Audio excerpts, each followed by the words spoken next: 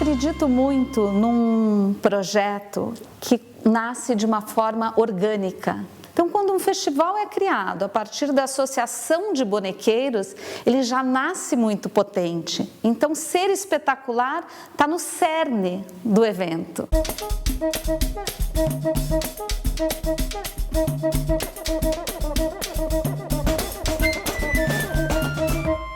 Em 85, que foi fundado aqui a Associação Paranaense de Teatro de Bonecos, aconteceu um festival que era organizado pela ABTB, aqui em Curitiba, no Guaíra, onde veio a grande maioria dos bonequeiros que se perpetuaram no teatro de bonecos no Brasil hoje. No meio desse movimento todo que estava efervescendo, né, no teatro de bonecos em termos de Brasil, nesse meio existia uma pessoa chamada Laerte Ortega. Além de ser um grande incentivador das artes de uma forma geral, ele era apaixonado por teatro de bonecos. E fazia a ponte entre nós, bonequeiros, e a Secretaria de Cultura. Além dele ser um grande artista, né, ele fazia essa defesa e fazia a coisa acontecer, né? Ele abraçou esse movimento, apesar de não ser um bonequeiro oficialmente dito como bonequeiro, era um dramaturgo, um artista popular. E eu me lembro dele com uma marionete, está lá no livro, que ele fez da cabeça dele, vestido de palhaço, fazia uma manipulação na praça. Os bonequeiros batizaram ele, bonequeiro, num ritual, coisa de ator. E o Ateliê 87 era um espaço público, mas que era um projeto do Teatro de Bonecos Dadá, do Euclides de Souza e da Dair, da esposa dele. A gente já estava com alguma parceria com os bonequeiros, eles vieram conversar comigo e depois com o Viaro estava na presidência do Teatro Guaíra nessa época, que não era justo um bonequeiro só ter um teatro. Que eles acharam que, por uma questão democrática, todos deveriam usar aquele espaço. E começa uma pressão a partir do Cauê. Cauê estava na presidência da Associação Paranaense de Teatro de Bonecos. Então foi chamado o Euclides, o Dadá, para ele dividir o espaço com as pessoas, né? Euclides não gostou da ideia e se retirou. E começa o movimento. O Ateliê 87 vira Teatro de Bonecos. Quando fomos ocupar o espaço, estava muito derrubado. Então, Manuel Kubachuk, Adeodato Roden pegaram tintas, pintaram tudo de preto, levamos tecidos, fizemos as coxias, as bambolinas. Pegamos alguns equipamentos do teatro que estavam meio em desuso e melhoramos lá a iluminação, melhoramos a situação do banco e tal. Para efetivar essa ocupação, decidimos fazer uma mostra. E quando perguntei ao Laerte por que espetacular, ele respondeu, porque é uma mostra de espetáculos, mas o simples fato da arte do teatro de bonecos é espetacular. Convidamos os grupos que existiam aqui em Curitiba, os grupos que existiam no Paraná.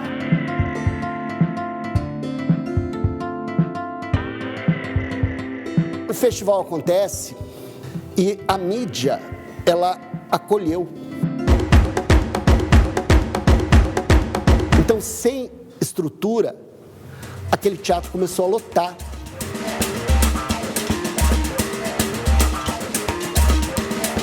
Um dos momentos mais marcantes para mim do festival e da Mostra Espetacular de Teatro foi a Olga, com Maria das Cores. O espetáculo me marcou muito. Para mim foi um registro muito importante, porque eu trabalhava como técnico no espetáculo e depois na produção, e ela sempre estava presente aí. Participé de todos os espetaculares, solamente estes 2 últimos anos que já não consegui mais. Eu participei da primeira mostra espetacular de teatro de bonecos, no Ateliê 87. Participei da oficina A Relação Corpo-Boneco e, consequentemente, acabei assistindo o espetáculo Marinho Marinheiro, da CIA Teatro Filhos da Lua. Fiquei encantada e passei a atuar com essa companhia, que foi um grande presente. Após, eu comecei a atuar também com Odílio Malheiros, no grupo Faz de Conta, que também foi muito maravilhoso.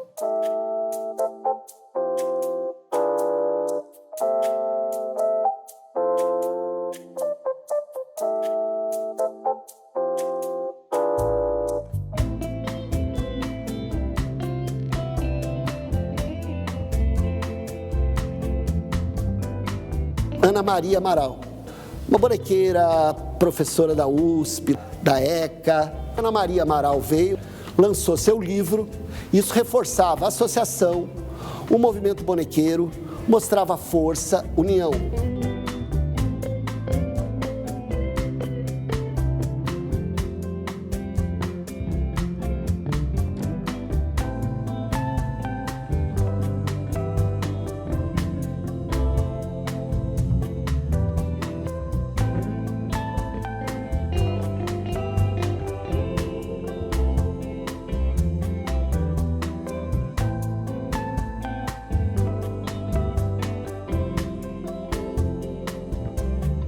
Como no início da mostra, quando não tinha dinheiro, o show do Batatão com a Banda Esparadrapo, que era um show de palhaços, Tarcísio Meiro, Tarcísio Alencar, se apresentava lá junto para fazer o fervo, né, para divulgar o festival na feirinha.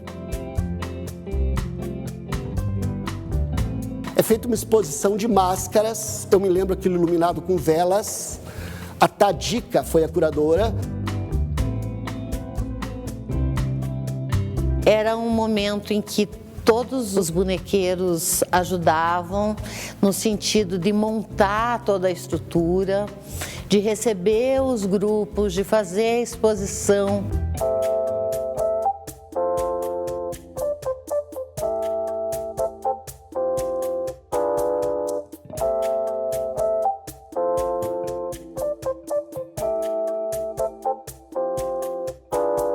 No encerramento, veio uma companhia do Rio, da Fátima Queiroz, com o Pastelão e a Torta, música ao vivo, musicistas, né? Música medieval, ator, boneco, máscara.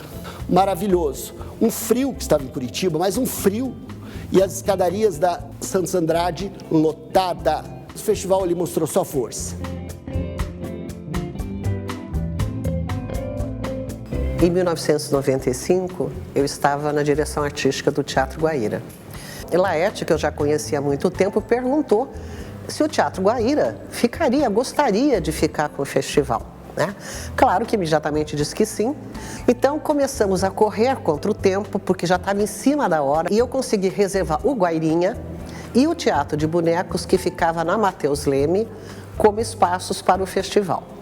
Mas eu já queria começar a dar um caráter maior para o festival, só que eu não tinha tempo. Eu chamei Olga Romero, minha amiga Olga Romero, e disse: Olga, a situação é essa, você senta aqui nesse canto, pega esse telefone e vai chamar os amigos. E aí então a gente conseguiu fazer o festival com o grupo da Argentina, com o grupo do Uruguai, com o grupo do Rio de Janeiro, de Santa Catarina, do Rio Grande do Sul e do Paraná, vários, Maringá, vários, e já demos um caráter maior. Nessa época, quando eu mandei o release para o jornal dizendo que a gente ia fazer o festival, o jornal ficou muito interessado, porque era julho, a pauta estava ruim e eles tinham uma página de cultura. Então eles disseram: olha, Mara, manda o release já, e a marca do festival. Não tinha marca, gente. Zé Vitor City, que era o design gráfico do Teatro Guaíra, eu disse: Zé, salva a gente. Zé desenhou um bonequinho com um monte de fios, como se fosse um títere. Foi para o jornal, primeira página. Saiu maravilha. No outro dia de manhã, eu tinha uns 5, 6 bonequeiros na minha porta, furiosos, porque os fios do boneco estavam errados. E que eu não tinha conversado com eles como colocar aqueles fios, entendeu? Que aquilo era uma barbaridade.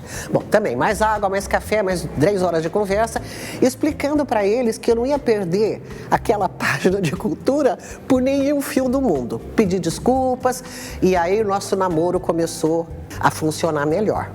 Enfim, os bonequeiros foram de uma parceria maravilhosa. A gente teve esse primeiro problema com os fios, que foi um pouco emaranhado, mas depois era assim, olho no olho, conversa, entendeu? Tem uma coisa bacana aqui, e era um entusiasmo, uma alegria pela realização e por estar recebendo os companheiros de ofício. Era uma coisa maravilhosa.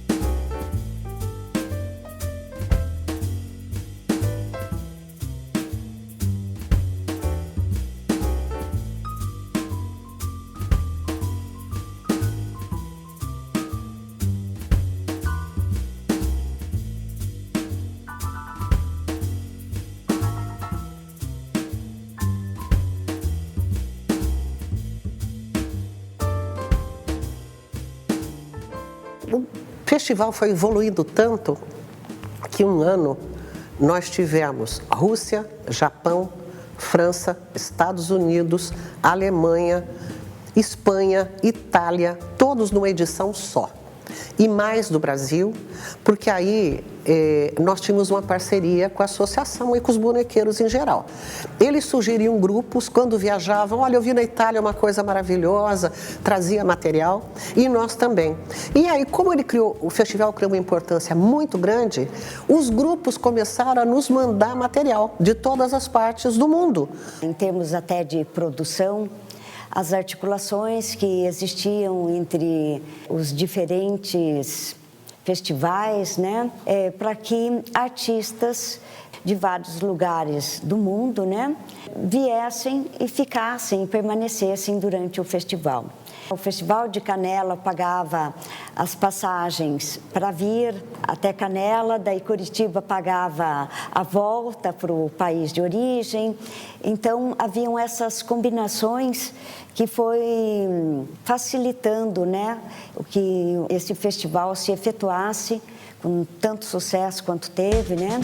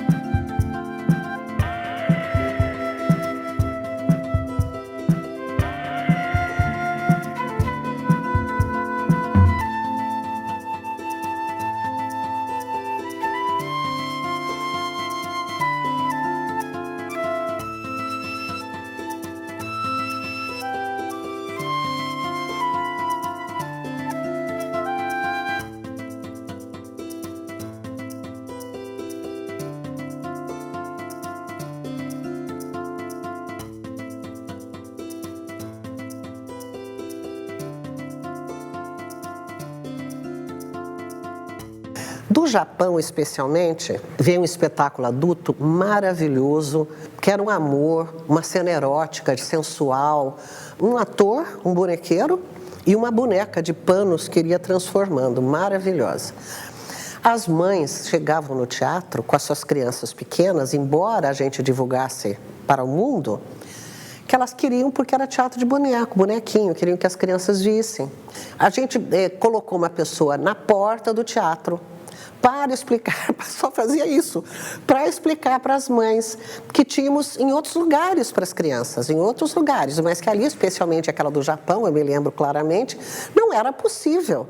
E foi uma das coisas mais impressionantes que eu vi na minha vida. Você estava assistindo o espetáculo e já tinham se passado quase 40 minutos e você não sabia quem que era o manipulador e quem que era o boneco. Só no final que é revelado, que você fala, meu Deus, é um ator realmente. Dom Dorô, inesquecível, no palco do Guairinha, aquela sensação de todo mundo sair do teatro e depois ir nos encontros ou ir no boteco e todo mundo comentando ainda que havia tido algo de mágico ali, transcendente, né? Então, quando algo passa de uma linha que você não sabe nem dizer, que também é próprio dessa linguagem, no sentido de que trabalha nessa relação do humano com o inumano e tudo o que é possível dentro disso. a vinda da Mônica Richbiter para a presidência do Teatro Guaíra, o festival ganhou uma amplitude maior ainda. O festival tinha um tamanho, ele era enorme mesmo, era um festival espetacular. Era um encontro de bonequeiros do Brasil inteiro e de outros países. A gente tinha, de verdade, um recurso para fazer esse festival. Ele acontecia em vários espaços, ele acontecia na praça, acontecia na rua, acontecia nos teatros. Qual que era a função da instituição enquanto espaço cultural? Descentralizar. Num primeiro momento, para a região metropolitana.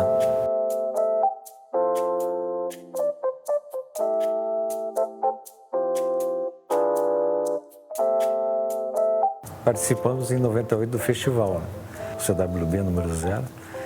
Nós tínhamos um teatro de bonecos com uma interpretação realista, né? Porque os nossos bonecos usavam crack, né? Fumavam crack. No festival foi legal, porque a gente teve essa troca. Os grupos que puderam assistir trouxeram daí uma variação de avaliações, né? Porque alguns gostavam, outros queriam que a gente trouxesse a ideia do teatro de bonecos mais formal. Quem faz arte precisa estar aberto ao novo. Não que ele vá perder o que ele tem de tradicional. Eu acho que um sustenta o outro. Porque não vai existir o novo se não existir o tradicional. E o tradicional só é tradicional porque existe o novo. Eu me lembro muito do Hugo Inês, que eu acho que foi das coisas mais incríveis que eu vi na vida. Teatro Hugo Inês. Hugo Inês. Hugo Inês, inesquecível. Nossa, eu saí do teatro dando saltos de alegria.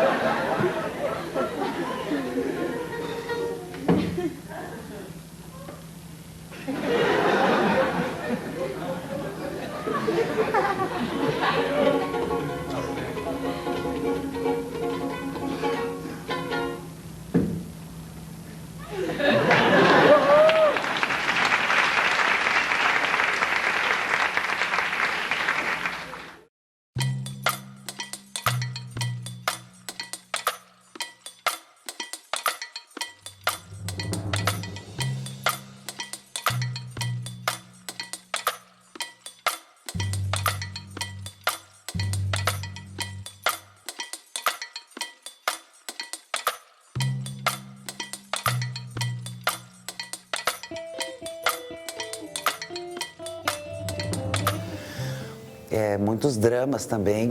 O Sérgio Mercúrio, por exemplo, que é um bonequeiro espetacular, ele fez um espetáculo tão bonito, chamava El Titiritero de Banfield, exatamente. Era tão lindo, tão lindo. Quando a gente viu, eu e a Mara, a gente convidou ele para ficar mais uma semana com esse espetáculo no Teatro Zé Maria Santos. Também vim sozinho, cara. A única explicação é se você tivesse apaixonado, mas que eu não posso me apaixonar?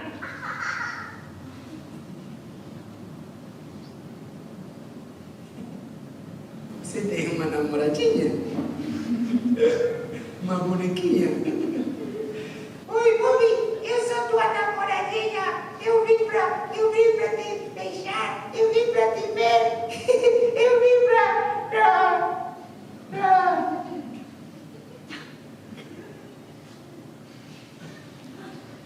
Que babaca. E no ano 99 foi a primeira vez que eu cheguei a apresentar aqui em Curitiba, no Festival Espetacular de Teatro de Bonecos. E a sala que apresentei era esta, o Guairinha. Que eu fiz o espetáculo El Titiritero de Banfield. Para mim foi muito chocante porque eu estava começando com meu trabalho, não tinha um reconhecimento muito grande, sabe? E quando terminou El Titiritero, a Mônica foi e me falou: você vai vir aqui, vai fazer temporada aqui. Você não vai embora. Vamos mudar a data de retorno de você. Vivi coisas difíceis, muito difíceis aqui.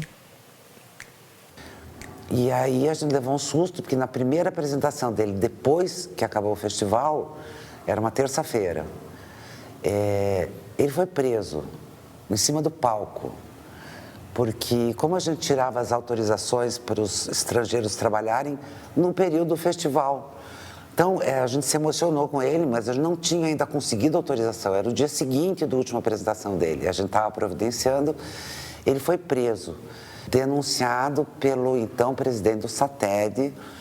E aí, assim, eu liguei para o Jaime Lerner, acho que às 11 horas da noite, que ligou para o chefe da Polícia Federal aqui, mas acho que eram 5 horas da manhã quando a gente conseguiu liberar o Sérgio, que não tinha entendido nada. Ele não estava acreditando no que ele estava vivendo, tampouco nós. Então, para mim, tem muitas conotações, sabe? Estar aqui.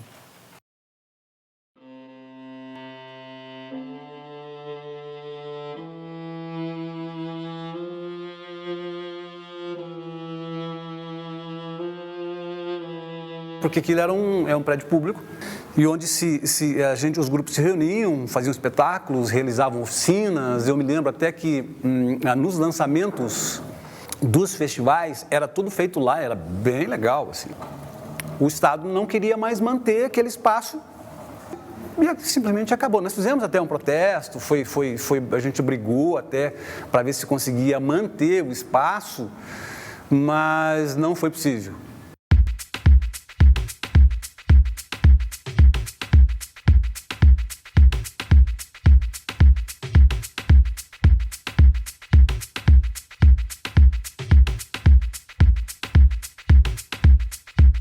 O Chon Chon, eu lembro assim que ele representava muito desse equilíbrio entre técnica, entre dramaturgia, entre construção adequada da cenografia, dos bonecos.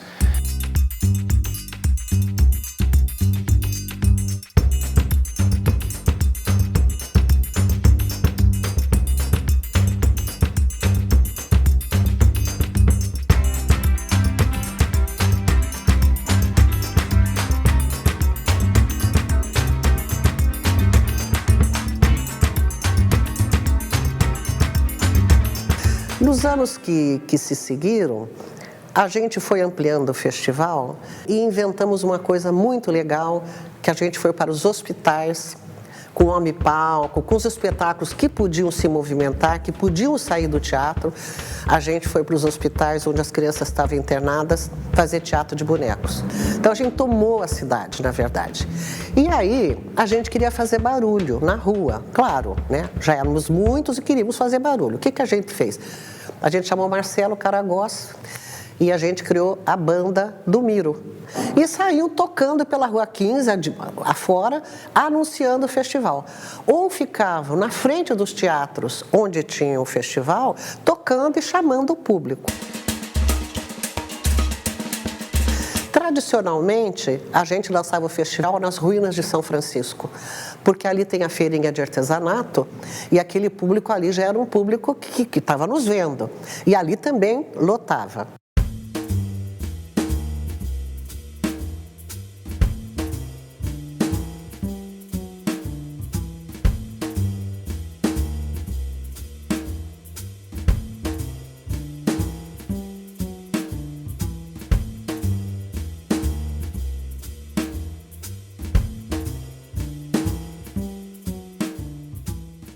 O Molière, onde os personagens eram torneiras. O primeiro de animação de objetos que eu assisti na vida, que eu fiquei impressionado. Eles fizeram um espetáculo todo com torneiras, né? Onde o dinheiro e a fortuna era o quê? A água.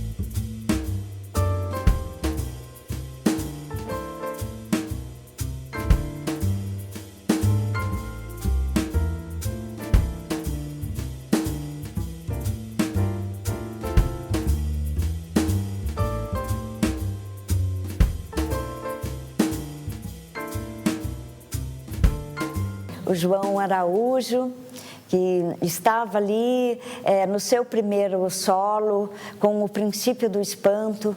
e que saímos do teatro tão tocados por aquela experiência, né, com aquele espanto que ele propôs, só com um único boneco, né, com um único humanoide.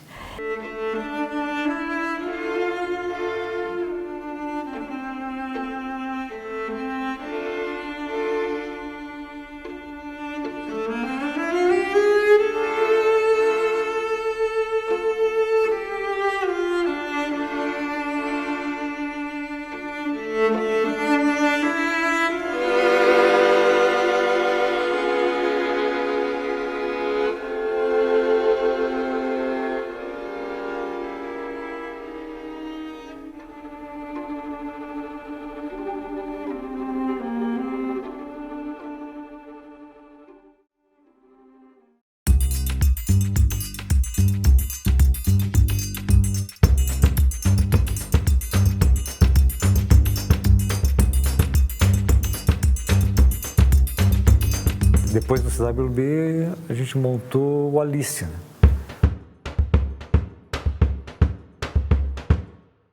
Aí eu criei um teatro inflável, né? A ideia era montar o inflável, como ele infla em 20 minutos, era montar em qualquer lugar da cidade e apresentar, né? A parte mambembe da nossa arte, esse aspecto cigano e livre do teatro de bonecos, que é poder chegar em qualquer canto e realizar o espetáculo.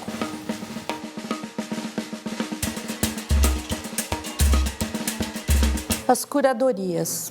Eu tinha uma curiosidade de como que era feita essa curadoria. Os artistas locais e os artistas nacionais, a curadoria se dava por inscrição. Os internacionais, em função de logística, em função das verbas que eram convidados.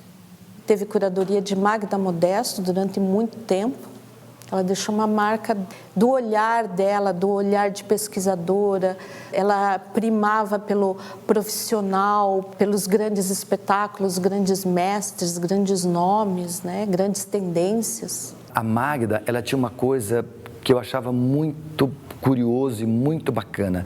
Ela era quase que uma antropóloga, que ela achava importante, que o boneco ele tinha que focar nessa busca antropológica da identidade da sua cidade. Isso me fascinou. Também a presença do Nini, evidentemente, né? Que sempre teve um conhecimento muito grande dos espetáculos que estavam em cartaz, mas também aquela visão talvez um pouco mais até acadêmica que o Nini tinha. Então, em termos de pesquisa, né, e dessa formação também de um aprofundamento de uma linguagem, acho que foi muito importante. Por isso que é importante considerar que os gêneros e as linguagens são, assim, critérios basilares para se fazer uma curadoria de um festival, né? Não só o gênero e a linguagem, mas também a questão de descentralizar. Eu preciso entender que meu país é continental e, portanto, se eu estou fazendo um festival dentro do Brasil, eu preciso considerar que no Norte tem um teatro de bonecos que não se reduz a um boi.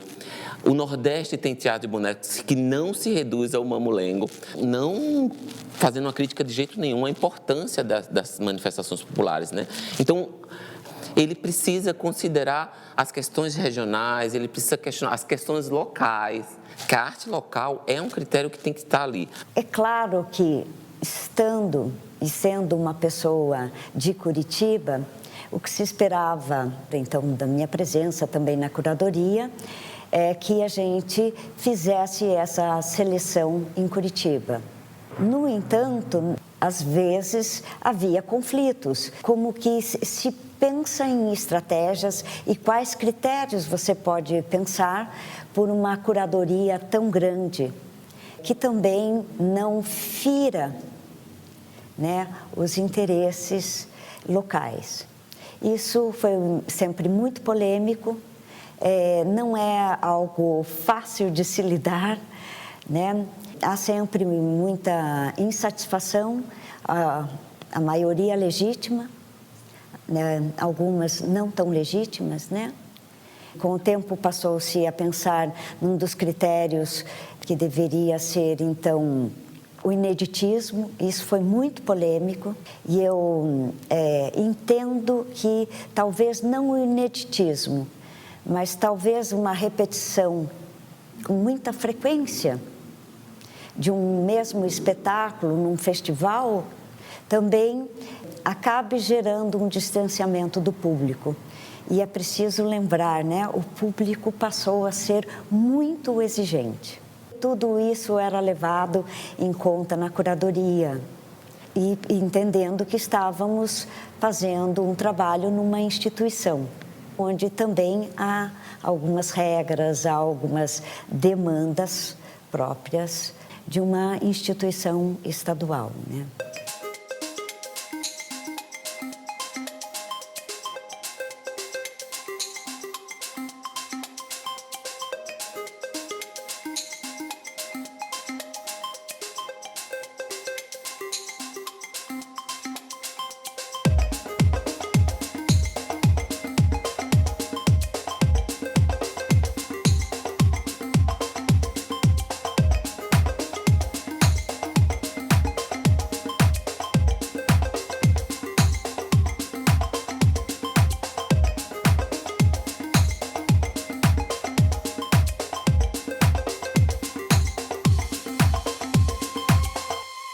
O Tropeço, que eu assisti a primeira vez no Festival Espetacular.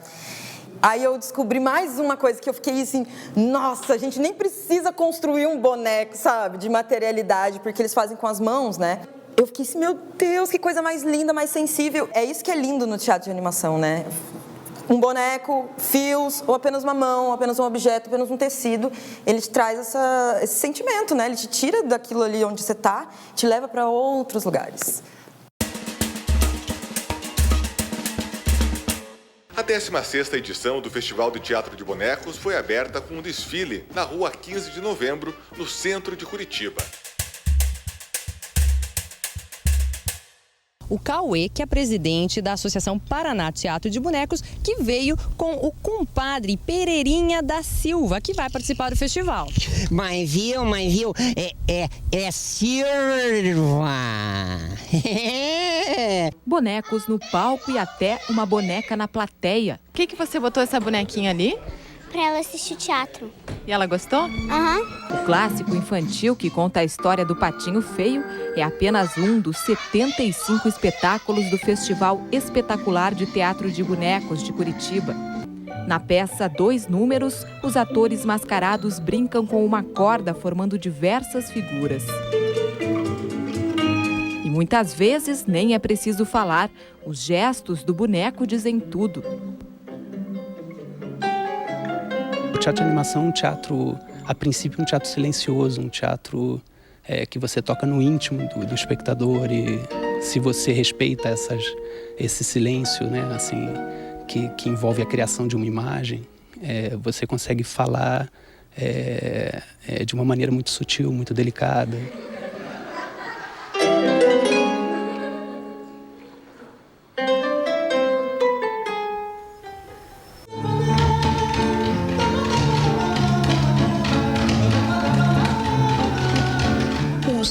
Pianista e uma porquinha cantora. Os dois personagens são apenas uma palhinha do espetáculo Os Bichos. O show animal reúne mesmo toda a bicharada da floresta.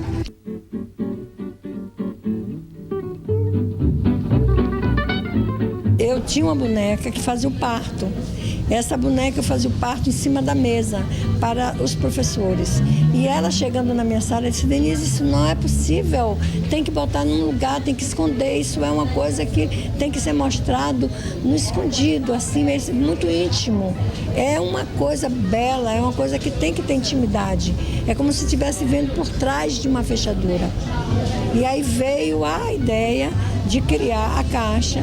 Em 1989, nós fizemos a primeira caixa e levamos para uma feira grande que tem lá em Salvador, e daí vieram todos os convites. E a gente não esperava que ela fosse fazer tanto sucesso. A coisa melhor que aconteceu foi, né, ser criado o Teatro de Boneco de Caixas. Então a gente tem uma modalidade diferente de teatro, né? São muitas possibilidades que o teatro de boneco oferece. Então é muito bom a gente saber que nós duas temos essa raiz, construímos isso e o mundo está precisando de mais coisas desse tipo para poder melhorar.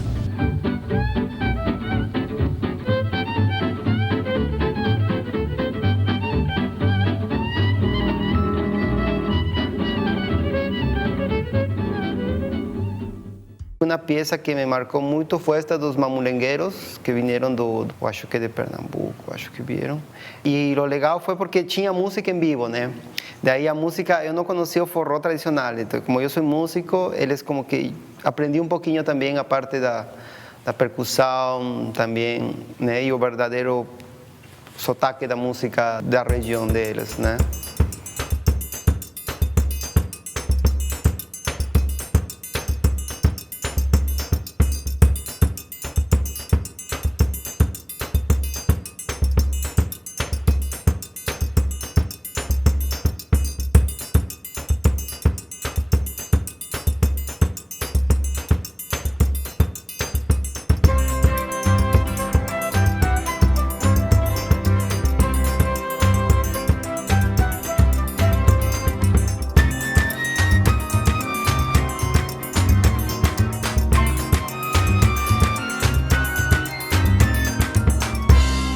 Em 2009, nós não tínhamos recursos do Estado, passamos por um período bem difícil e nós resolvemos juntar forças e fazer esse festival acontecer.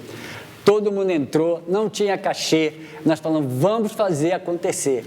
E fizemos um lindo festival, que era a Mostra Espetacular, para provar que esse festival é nosso, né? É do movimento paranaense, é do movimento brasileiro e precisa do apoio institucional.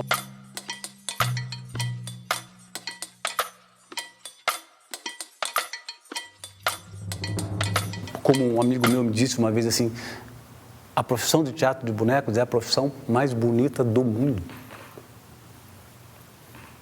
Que amigo foi esse? Manuel Kobuchuk.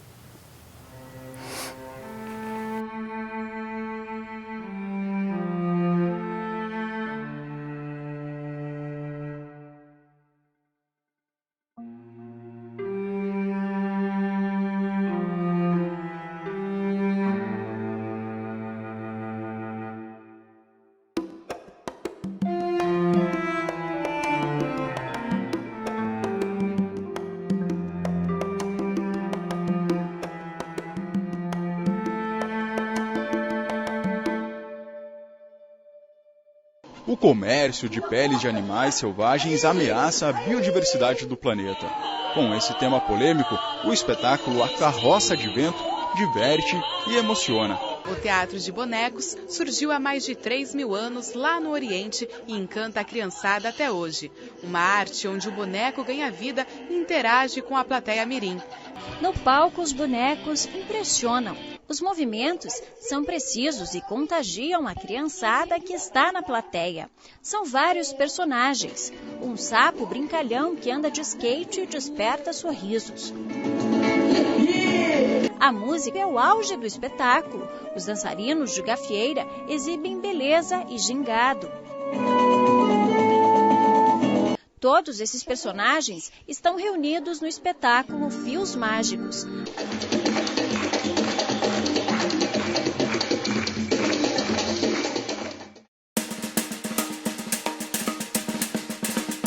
Quando eu fiz o boneco gigante, que é o mascote do festival, que ficou aqui em cima do Teatro Guaíra, junto à obra do Poti, foi muito mágico. Como para ganhar as ruas, ganhar os palcos, isso assim de transformar a cidade, né? Tanto que o mesmo bonecão gigante que ainda é usado aqui na frente do Guaíra, ele tem isso, né? Que é uma coisa que a cidade fica espetacular.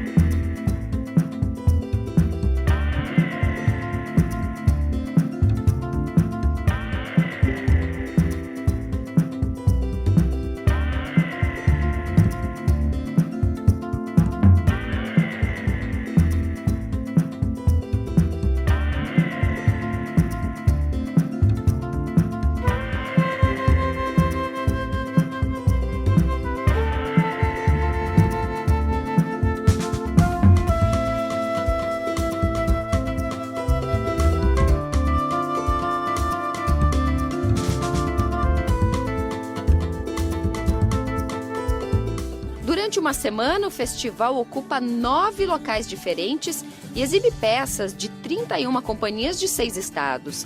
Ilo Krugli é argentino, naturalizado brasileiro e o grande homenageado desta edição. O artista de 85 anos é uma referência no teatro de bonecos e veio a Curitiba para uma aula espetáculo. Ele explica que a modalidade se aprimorou nas últimas décadas e que, apesar da influência do mundo digital na vida das crianças, as marionetes e bonecos de vara ainda fazem muito sucesso. Mas se deixa a criança sozinha por algumas horas dentro de uma casa, ela não vai brincar apenas se tem algum objeto de consumo. Vai ir descobrindo com o que ela pode brincar. Uma coisa que me aproximou muito, me deixou muito interessado, me instigou muito, foram os lambi-lambi. O lambi-lambi, que é um estilo, né, de animações que ele é muito próximo, você é muito contagiante e tem feito um sucesso danado aí quando vai apresentar. Na Pequena Caixa, uma apresentação exclusiva. O Teatro Lambi-Lambi foi concebido assim, para um único espectador. Por dentro, objetos em miniatura ajudam o artista a contar a história repetida diversas vezes nas encenações que costumam durar poucos minutos. Eu frequento o espetacular desde 2016, mais ou menos. Então é um período que o espetacular também passou por uma crise, por que não falar, né? Sei de muitos colegas que falam lá do espetacular do início, né? Que vinha espetáculo da Europa, veio da China, veio de vários lugares, mas eu não frequentei essa época. Minha expectativa em relação ao Festival Espetacular de Teatro de Bonecos é que ele traga realmente o que a cena contemporânea das formas animadas, como o pessoal fala lá de trás, que o espetacular trazia, né, que ele retome isso. Essa seria a minha expectativa. E que também valorize a linguagem, né? Como o Teatro Lambi-Lambi, por exemplo, que é uma criação brasileira, criado por 2 mulheres nordestinas. Eu acho que existe um discurso político, né? Que se não somos nós que fazemos o teatro de formas animadas, que somos brasileiros, a reconhecer essa linguagem, quem, né, vai reconhecer? Então, eu acho que é super importante essa continuidade do Teatro Lambi-Lambi dentro da programação do Festival Espetacular.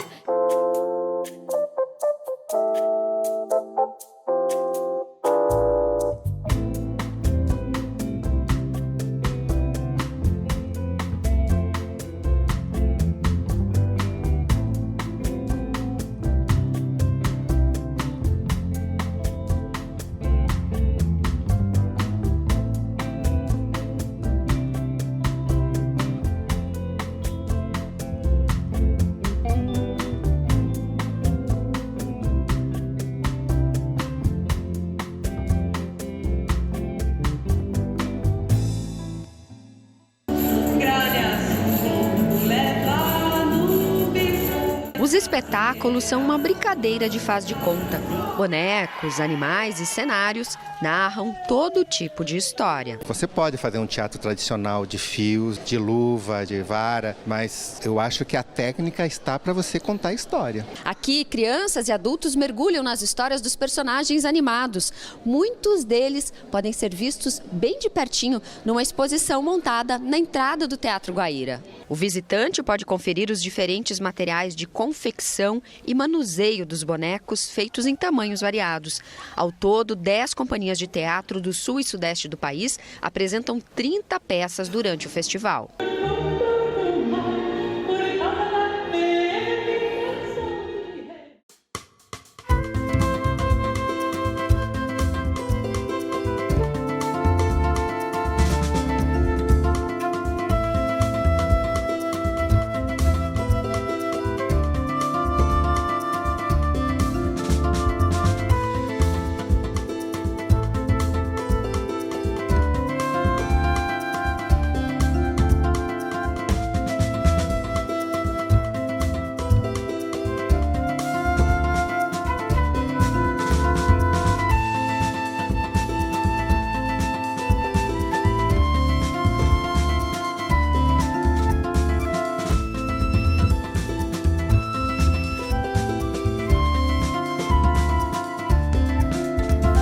Enquanto eu estava como presidente da Associação Paranaense de Teatro de Bonecos, ao lado do Renato Perré, do Marcelo Andrade dos Santos e da Michele Borgo. Infelizmente, o festival naquele ano, o Festival Espetacular de Teatro de Bonecos, não pôde acontecer. E a Associação Paranaense de Teatro de Bonecos e seus artistas se reuniram para promover a primeira Mostra Paraná de Teatro de Bonecos.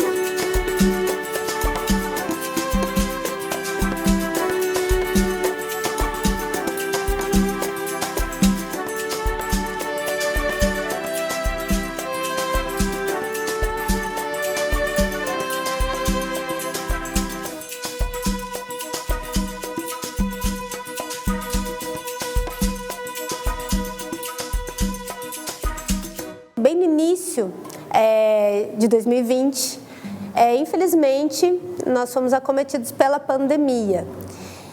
Foi um momento muito importante a gente entender o quanto a gente precisa se colocar como artista, tanto para os governantes, para as grandes instituições, como para a comunidade também.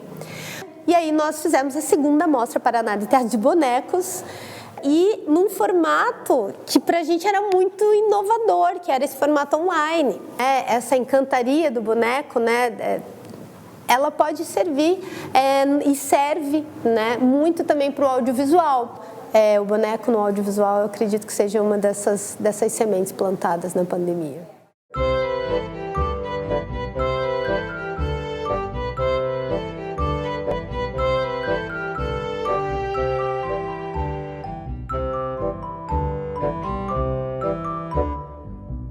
Em Casa com Bonecos, segunda Mostra Paraná de Teatro de Bonecos. A Mostra Paraná de Teatro de Bonecos, ela veio dessa lacuna do Festival Espetacular de Teatro de Bonecos, que não pôde acontecer naquele momento, mas ela veio com um grande fortalecimento, inclusive para a associação, que continua em pé, né, e que continua fortalecida e que continua crescendo.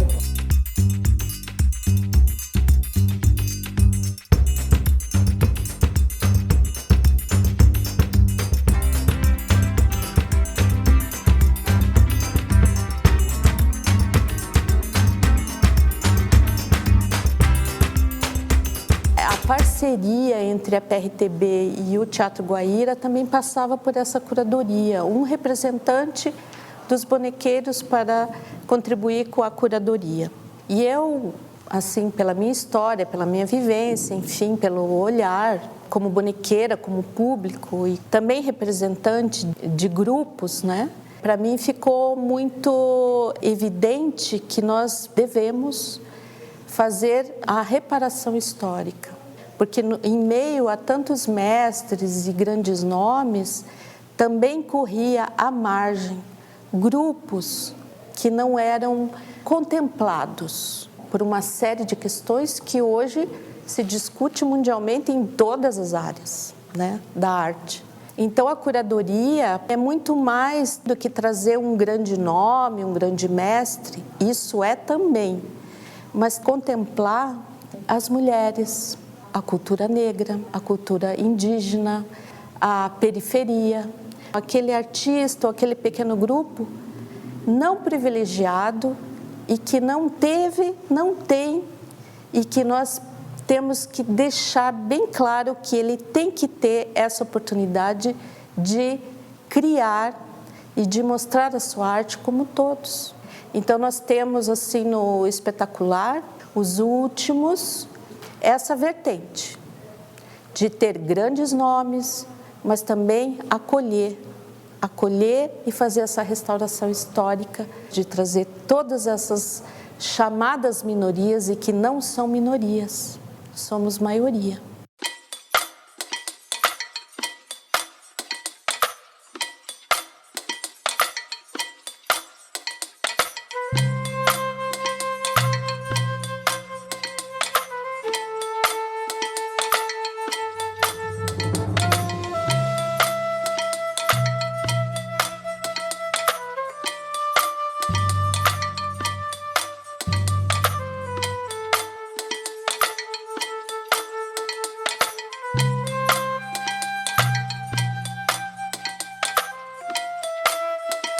E para nós é uma satisfação muito grande ter esse importante festival, que faz parte do nosso calendário e também é muito marcante para a nossa sociedade. E é muito interessante porque a gente realmente teve uma formação de plateia no decorrer desses anos. Isso é uma tradição, né? Assim, seria muito difícil hoje você pensar Curitiba sem um festival de bonecos. O público é sempre fiel ao festival e espera o festival. Espetacular para mim é você poder explorar a arte e a vida, é você poder se aproximar dessa linguagem e você poder viajar junto com o teatro de bonecos. Porque visualmente falando, é uma experiência bastante sensorial, é uma experiência bastante profunda e ela pode sim te transformar, ela pode fazer com que você experimente outras culturas, experimente outras ideias. E poder ver colegas ressignificando coisas para criar soluções para o seu boneco, para o seu espetáculo, é algo de formação para todos nós. A gente tem que estar com o olhar atento a isso e seguir descobrindo, criando, inovando cada vez mais. Nossa, o espetacular ele foi fundamental para a nossa formação enquanto artistas, para ampliar a nossa visão desse grande guarda-chuva que é o teatro de formas animadas. Para minha formação, você ter acesso a grupos internacionais, você ter acesso a grupos nacionais e você saber, ano a cada ano, saber o que as pessoas estavam produzindo e o que estavam pesquisando. E as oficinas que eram proporcionadas, né? Eu fiz oficina de iluminação, de cenografia, de tudo. Então é isso, eu sou cria do festival. Além dos espetáculos maravilhosos, nós tínhamos o aprendizado, né? Nós não tínhamos escola. Os livros eram raros, construção de bonecos e construção de cenografia era na prática mesmo. Eu aprendi algumas técnicas que eu utilizo até hoje, né? Por exemplo, latex. Latex foi uma técnica que eu aprendi subindo no palco, né? A gente tinha na roda de conversa, a gente tinha no final do espetáculo, me mostra o teu boneco, me diz como é que faz esse boneco, eu preciso ver como é que funciona essa cena. Essa troca é uma das coisas mais importantes que eu acho que tem na comunidade bonequeira mesmo, assim. E que o espetacular é uma vitrine para isso, né?